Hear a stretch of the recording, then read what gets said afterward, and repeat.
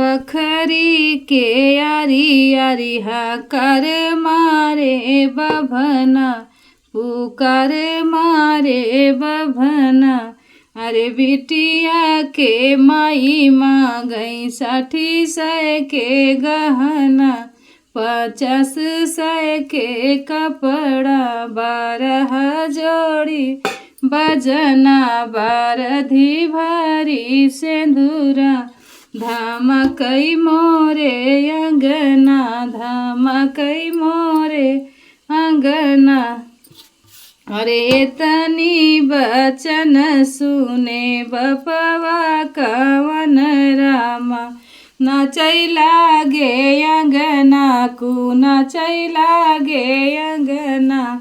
अरे कहाँ पाई मोरे बेटा 60 के गहना, 50 के कपड़ा, 12 जोड़ी बजना, 12 भारी सिंदूरा।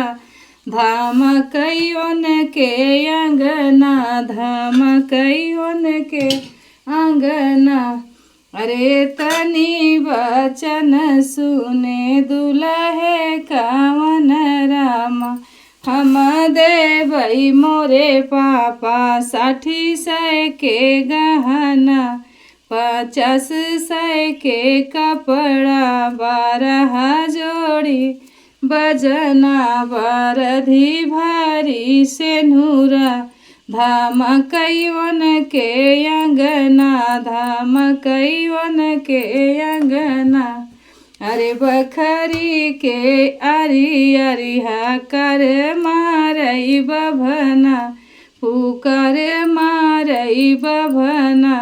अरे बिटिया के माई मांगई 60 के गहना, 50 के कपड़ा, 12 जोड़ी बजना, 12 भारी सिंदूरा। धमकई मोरे अंगना। अरे एतनी बचन सुने चाचा हो कवन रामा, नाचै लागे अंगना कु, नाचै लागे अंगना।